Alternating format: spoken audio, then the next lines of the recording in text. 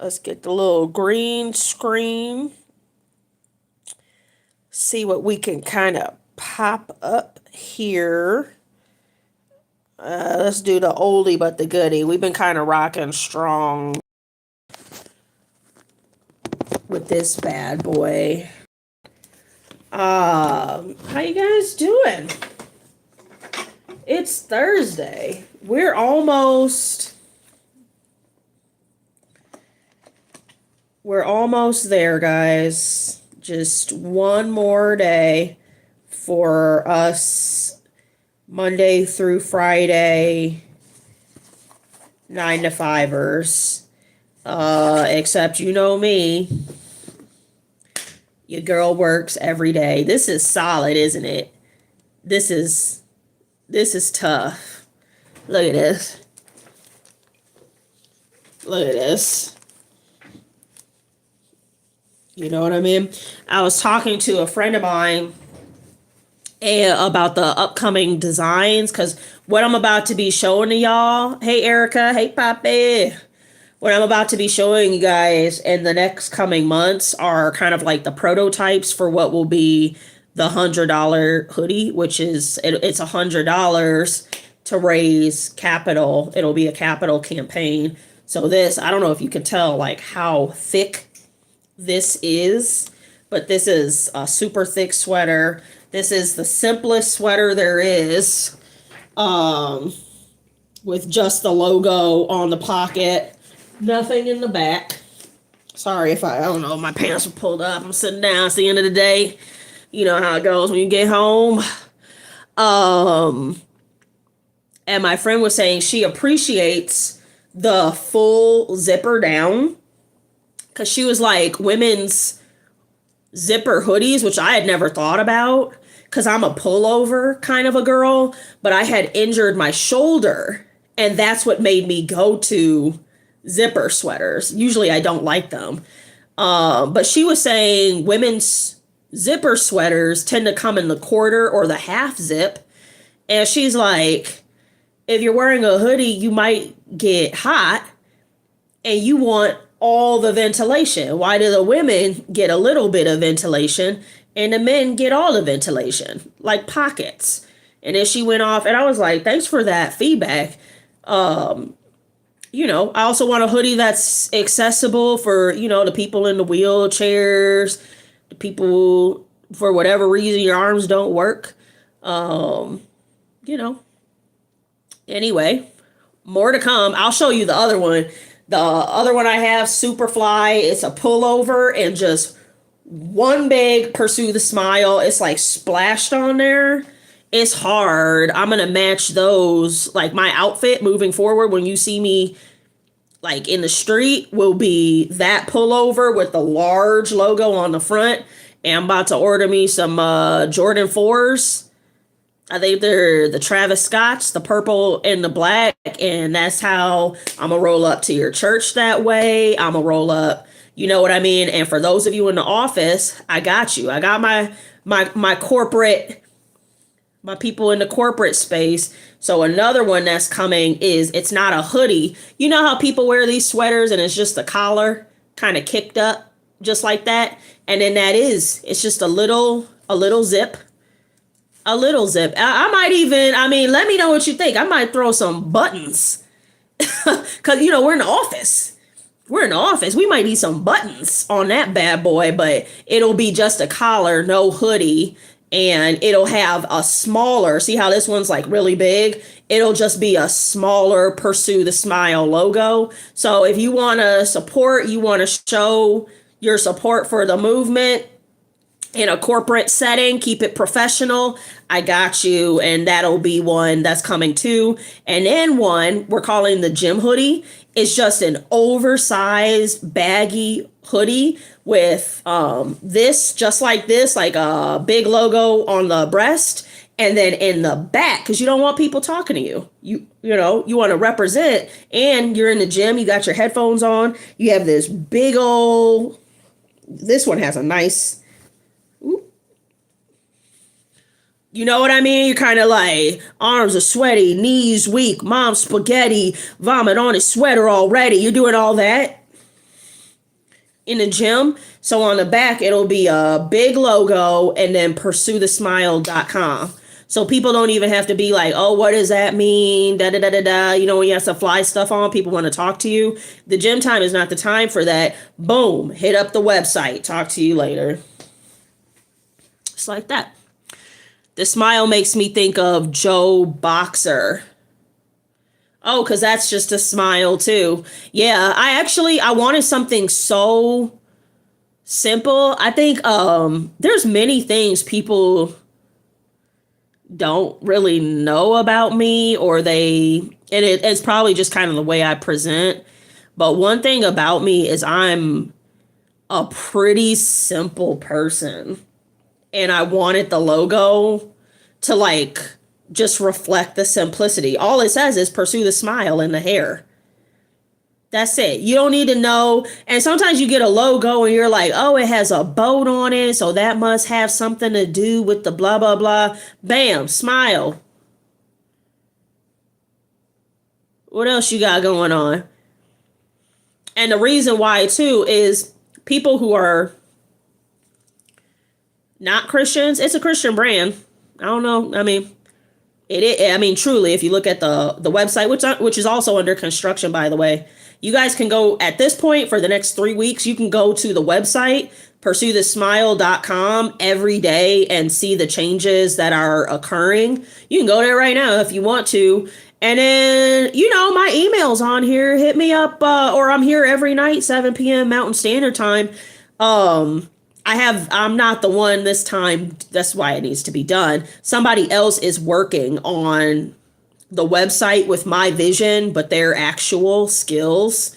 So if you guys have any feedback on the website, let me know. And those of you that have my phone number, hit me with a text or whatever. But the idea is simplicity. I don't have time. I think we complicate things a little too much. It's Pursue the Smile. It's a smile. Bada boom, bada bing. Website, PursueTheSmile.com. Simple like that. Anyway, you might be wondering who I am. I'm ThreePlusKei. I'm here to encourage you to pursue the smile by prioritizing the Lord, your physical health, and persistent education. See, this is the issue. Okay. This has been by my door for like 2 months, and I just never picked it up. I just look at it. I'm like, I'm going to pick that up later. Finally picked it up. This space right here is called the Secret Heart Club. This space is for us oddball Christians. If you don't know what that means, stick around and find out. You gonna find out. But this space is called the Secret Heart Club. It's for the oddball Christians and the Christ curious. You might just be wondering, who the heck is Jesus Christ? And why do these people call him their Lord and Savior? And doggone, why are these people so fun and crazy? You'll be gonna find out. Anyway, we have a theme song. If you know it, sing along. If you don't, you can snap along. Here we go. Welcome to the Secret Heart Club. Everyone does a part to bring love, be loved. Hey, we love Jesus at the Secret Heart Club. And then if Allison, you don't know this, if Allison was here, she would beatbox. That's why I can't wait to do. One day we'll all be in person. The OGs. I don't know about, you can become an OG, but you have to become an OG.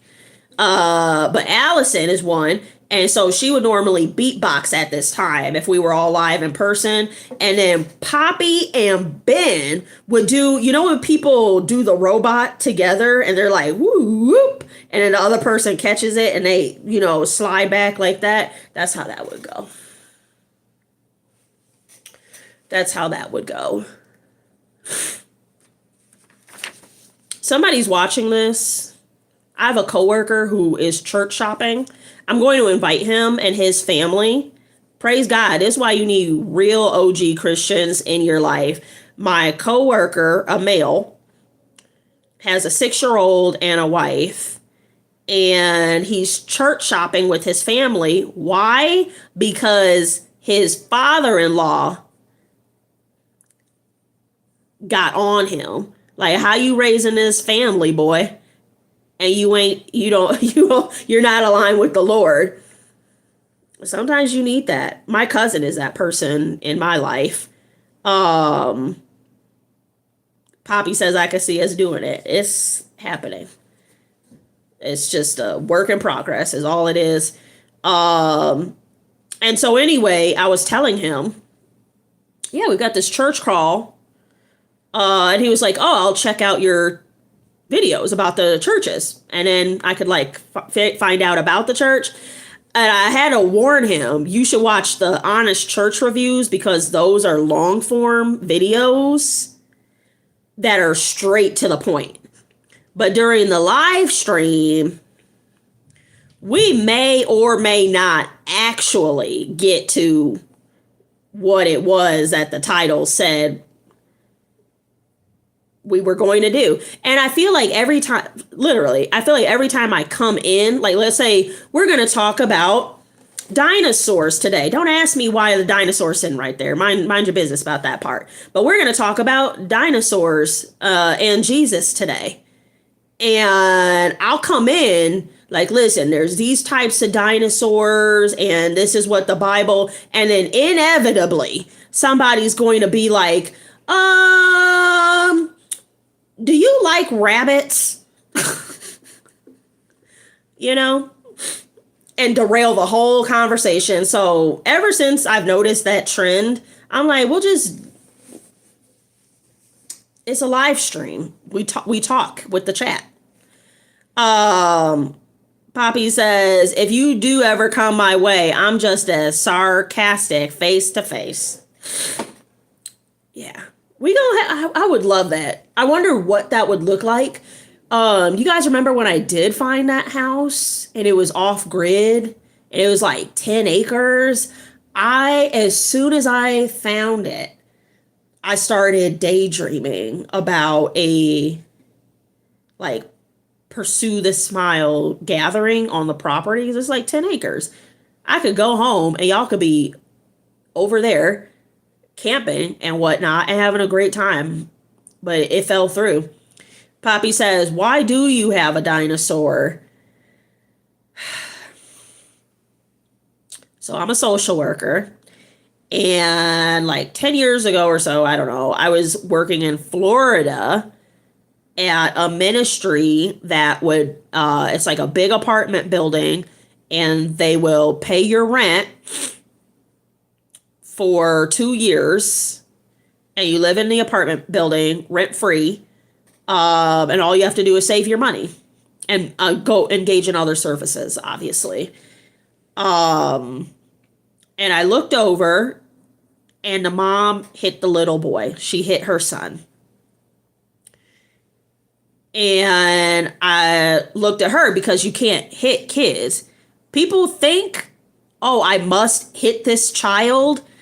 Plot twist, you actually do not have to hit that child. You want to hit that child is what you want to do. You gotta keep it a buck, keep it real. You want to assault that child and dominate them and make them do what you want them to do. That's what hitting a child is. Anyway, because you don't have to hit a child, that was our policy. You could learn not to hit your child and then not do that. But she had hit the boy, and I looked at her like, what? You gonna compromise your free rent off of hitting this little boy? And she said, well, he hit his sister. And I said, and not in a mean way, I think she was a young mom. I think if you grew up being hit and no one taught you that you don't have to hit a child, you're probably going to hit your child. Like, if you don't know, you just don't know, right? And I told her, not like in a mean way at all, I was like, if he hit her and you hit him, you just taught him to hit.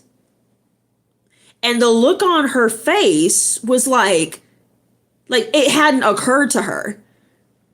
It hadn't occurred to her that hitting her child is teaching him to hit. And also, when you adult person, not for nothing, you adult person that's bigger and their caretaker, you hit them, whether you mean to or not, you're displaying dominance, and you're showing, if I want to dominate something or someone, I do it by force. And so a 3 or 4-year-old, that's how they're processing that. Did you know that?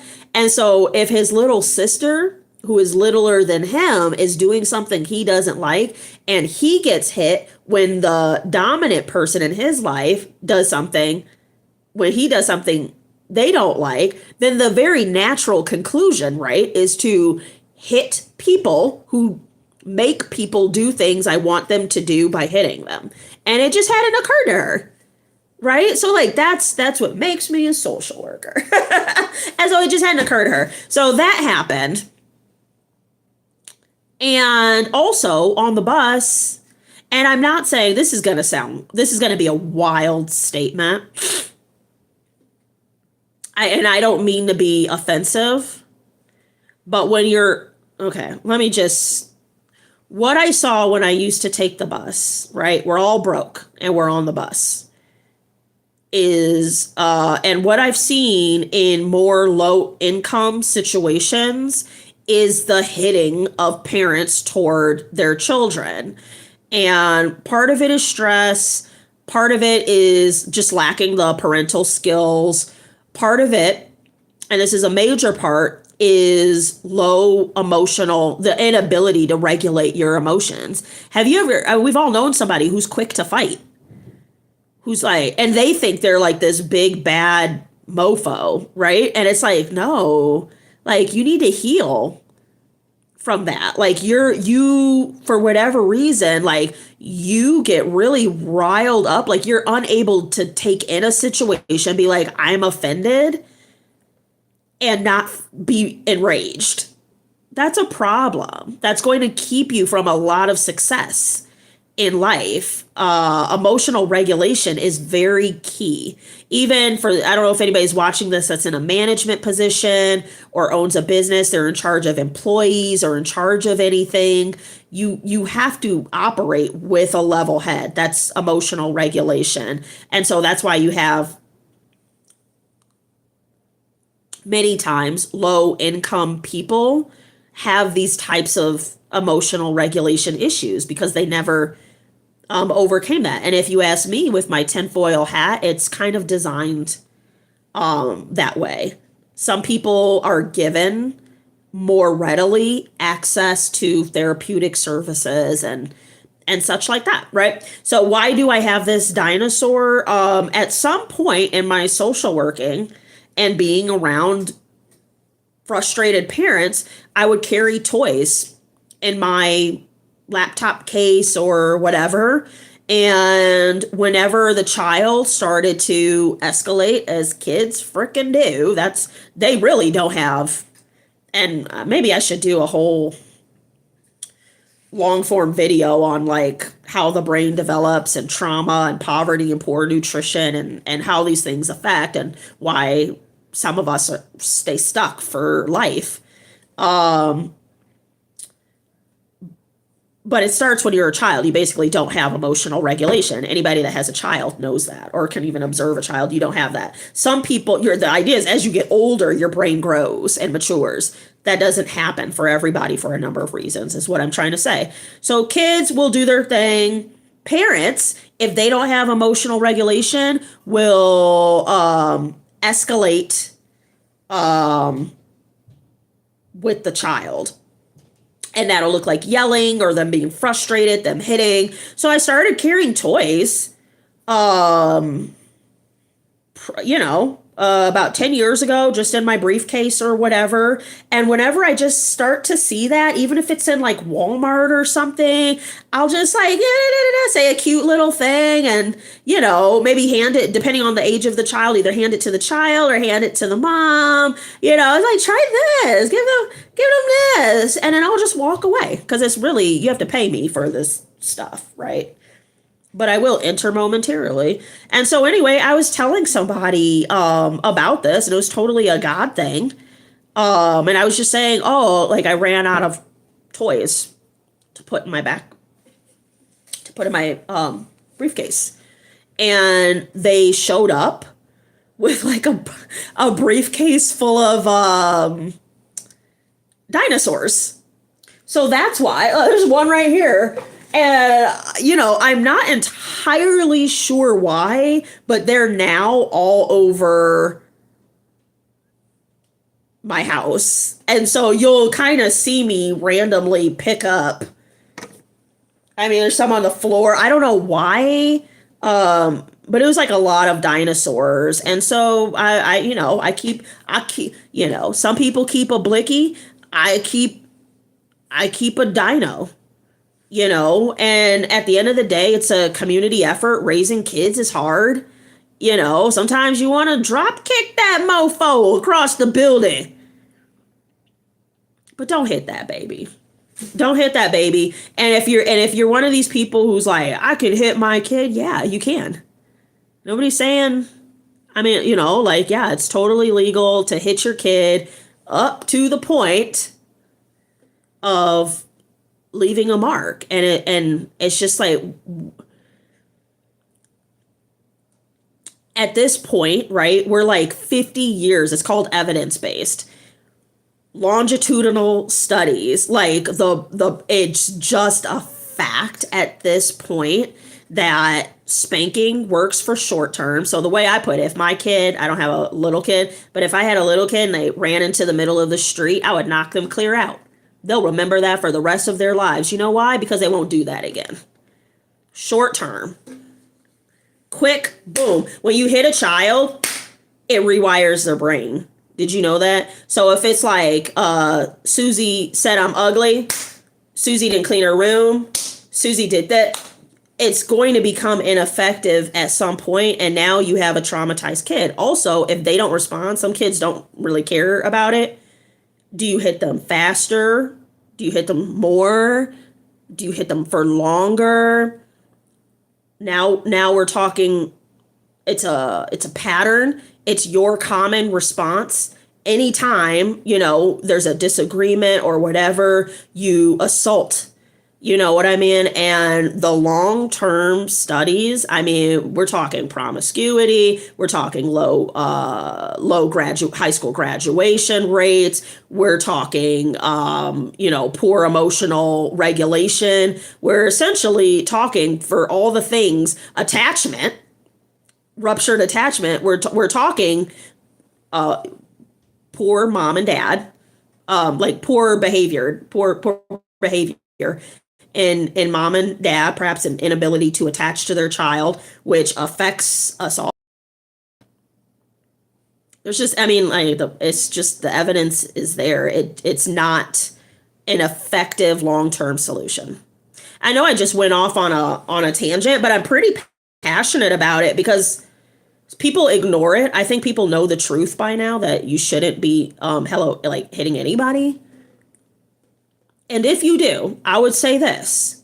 If you're okay with hitting your child, don't say spank. Don't say, I am okay with assaulting my own child who is not allowed to fight back. Say it with your chest so we all can hear it. Don't use cute words. That's all I have to say about it. Say it, own it. If you're going to do it. Oh, I know. I live in Montana. Some of these kids out here are getting whooped. All I'm saying, and proudly with belts and stuff. I'm just saying, like, say it for what it is. You're assaulting a child, a defenseless child.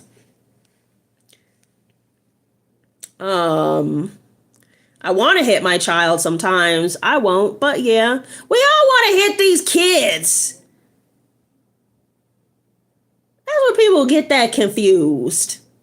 We all wanna, I'll tell you what, I can't even front on you. See, that's what, because he's 4 and she is 9 weeks. That's why, right? Can you imagine it? I've seen little kids hit babies too. One of the most horrific, this is what I'm saying, one of the most horrific things was there was a 2-year-old.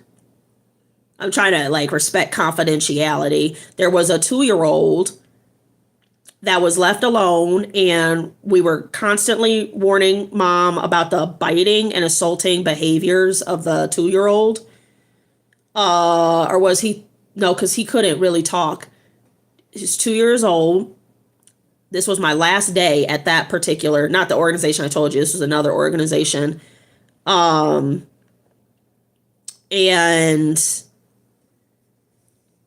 mom kept getting warned, you have to watch him.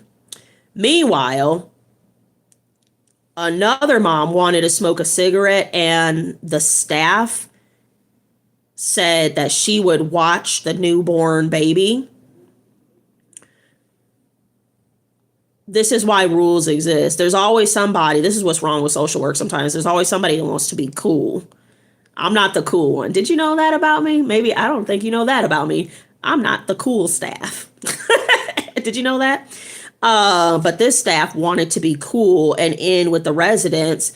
And she said, I'll watch the baby, just put it in your doorway and you go smoke your cigarette. That's against the rules. You take your baby with you wherever you go, even if it's to smoke a cigarette. The staff was not watching. I get a call at or wait, did I even get a call? I don't think I got a call. I think I just came in the next morning at 7 a.m. The baby's not there anymore. And I'm being told I need to ask the mom with the 2-year-old to leave. What had happened after I left that night, the staff said, I'll watch your baby. The staff was not watching the baby, knowing there's a 2-year-old that bites.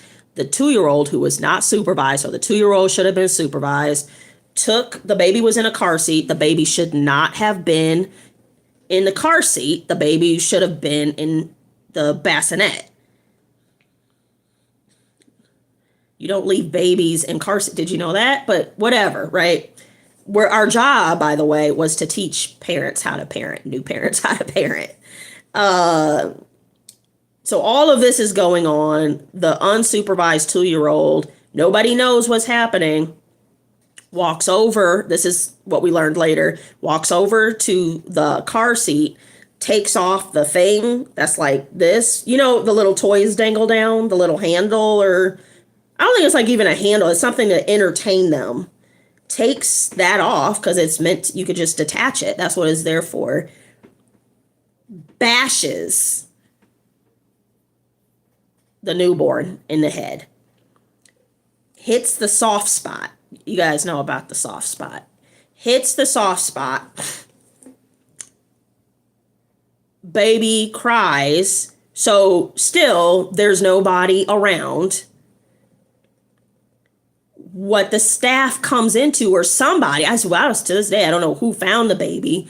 Blood is coming down the ear, out of the ears, and blood is seeping off the baby. The baby was life flighted to a whole 2 states over.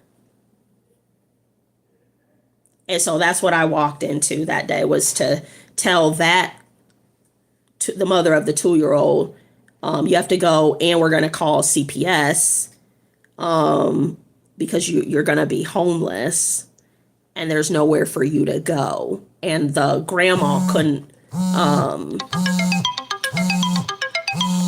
pick her up for another 2 days.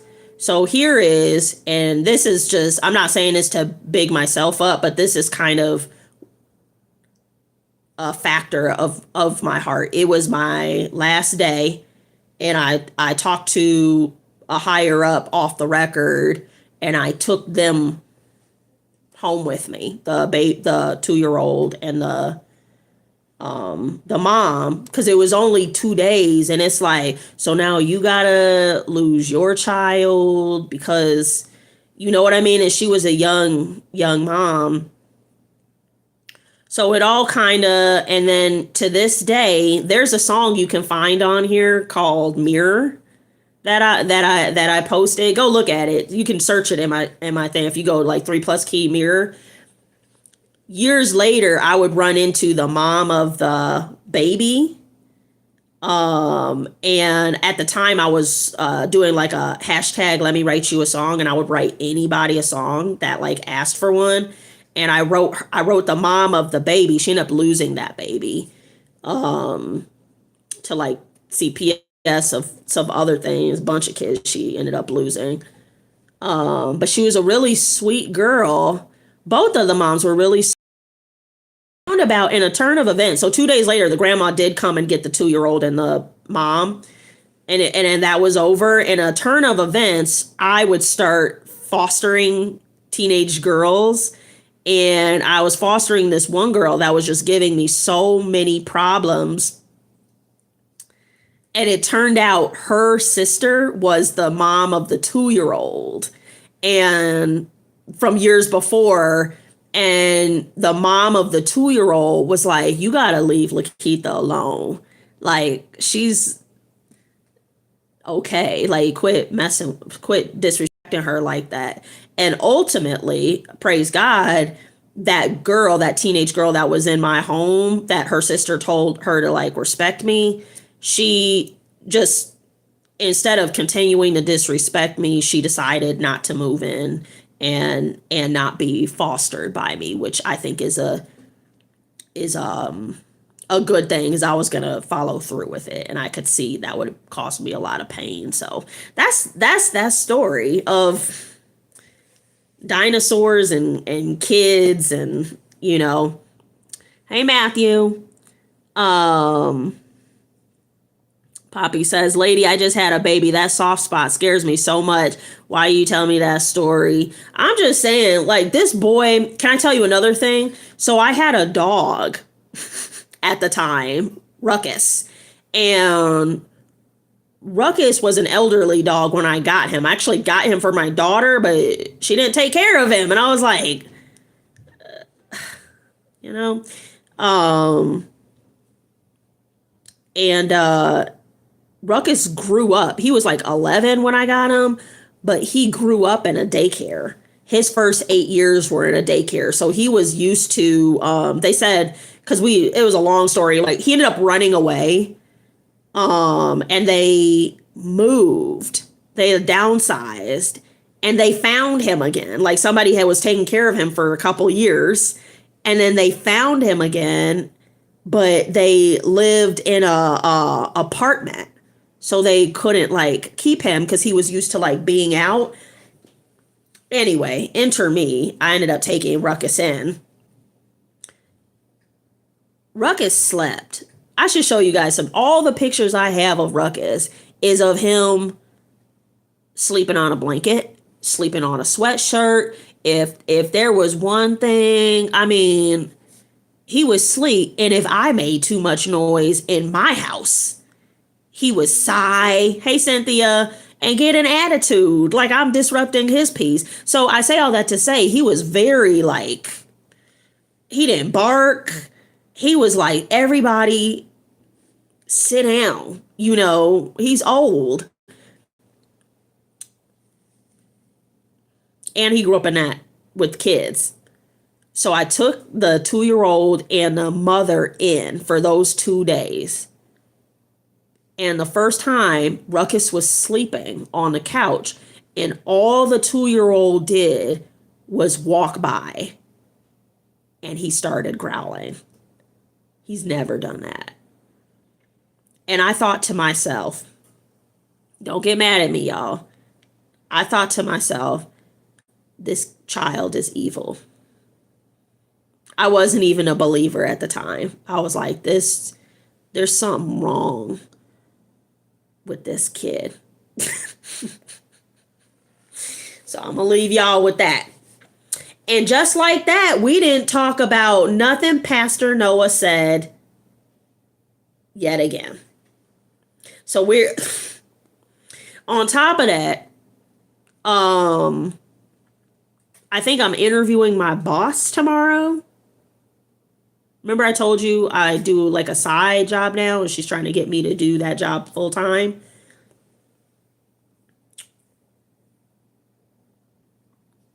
She told me another story today. She was in a house fire when she was 5.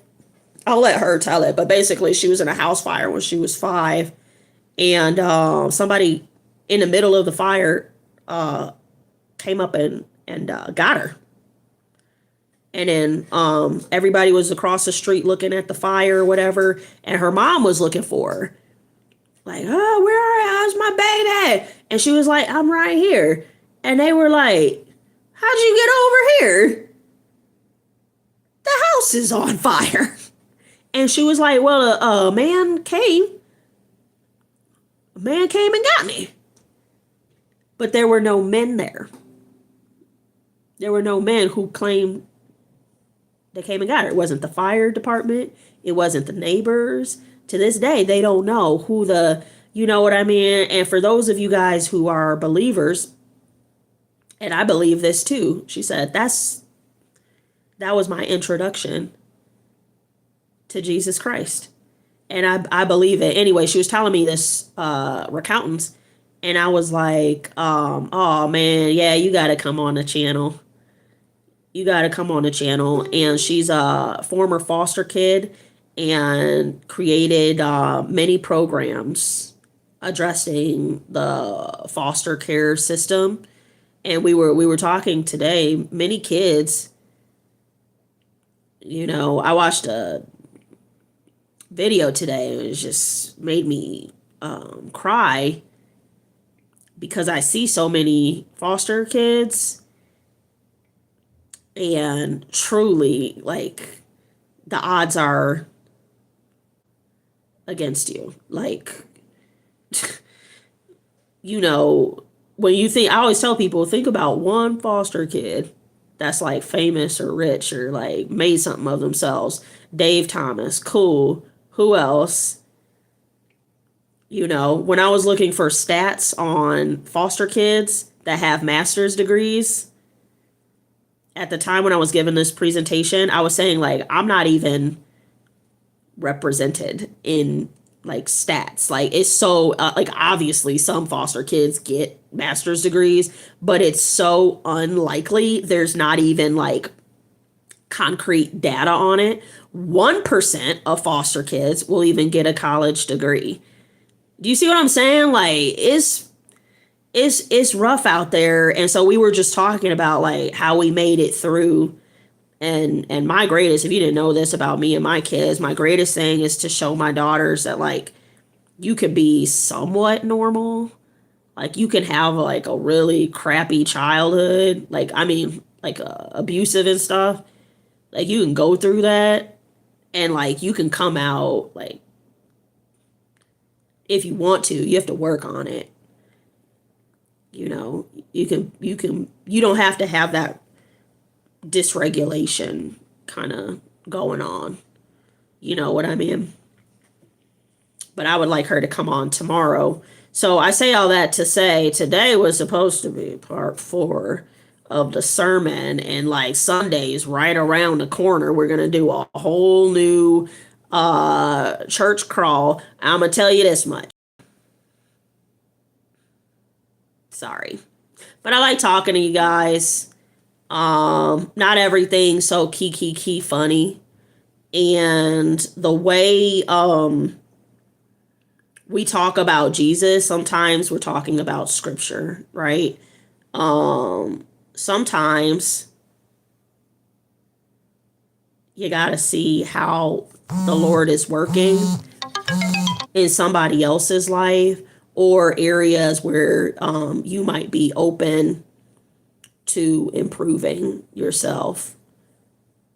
So I guess that's what happened today. And that's what happens sometimes, right? I'm always grateful for the conversations.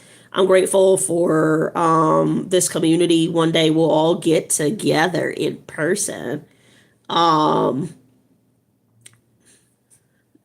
for nothing. I knew somebody back then, ran into them. They're an event planner, and she was like, I really want to help you do Pursue the Smile event. Like I wanna sit down. I wanna like help you like plan it out, make that a thing, because the stickers are all over the place. You guys know that?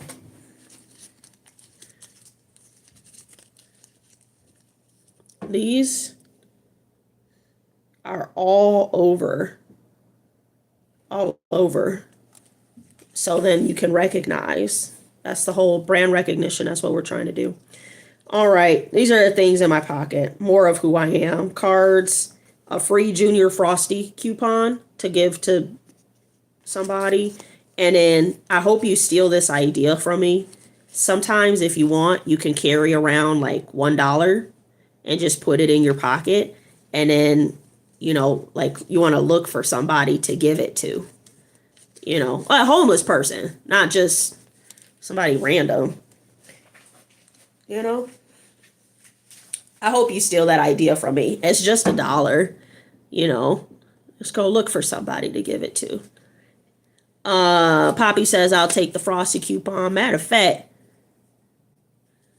I just remembered I came up off some Girl Scout cookies today, but that's my business. I'm gonna see y'all tomorrow. I don't know what tomorrow. Either we're gonna interview. Her name's Bernadette.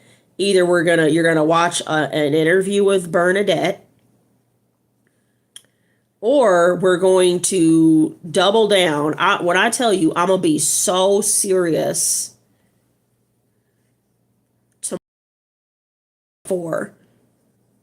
Here's what we need.